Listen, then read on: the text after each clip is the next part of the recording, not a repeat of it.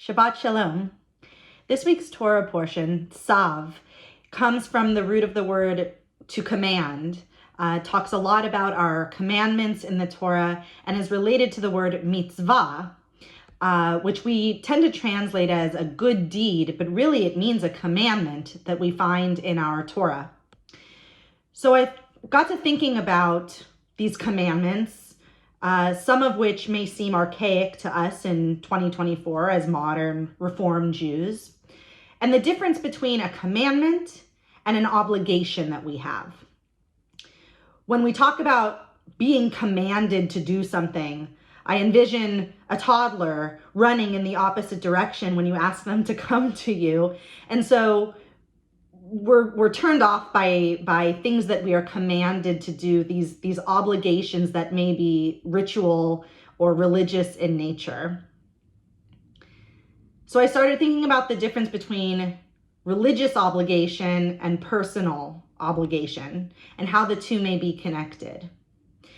And I thought that they're both related to morality and rooted in relationships between other people and God.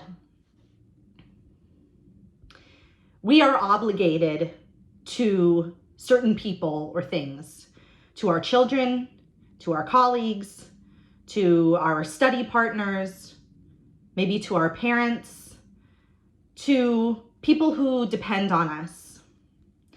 What happens when those obligations falter? Or how does that then impact the other person and maybe us too?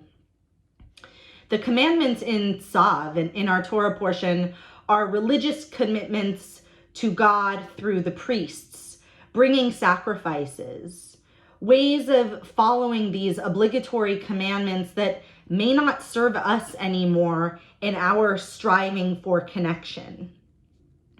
So how can we translate one religious ritual obligation to be more like personal obligations that we feel are important in our lives today? Maybe religious obligation isn't at the top of our priority list, but finding small ways to connect to those ancient rituals is important as well. In our daily encounters, we see other human beings also created in the image of God, sometimes in moments of strength and sometimes in moments of need. So maybe we need to frame it a little bit differently. Instead of I have to, let's try to say I get to.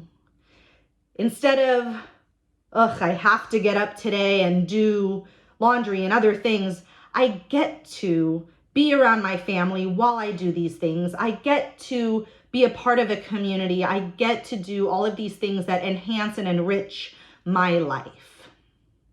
So as we read Parshat Tzav this week, what are the things that we are committed to, that we are obligated to do, and how do they help us live a life of greater depth and meaning and goodness? Shabbat Shalom.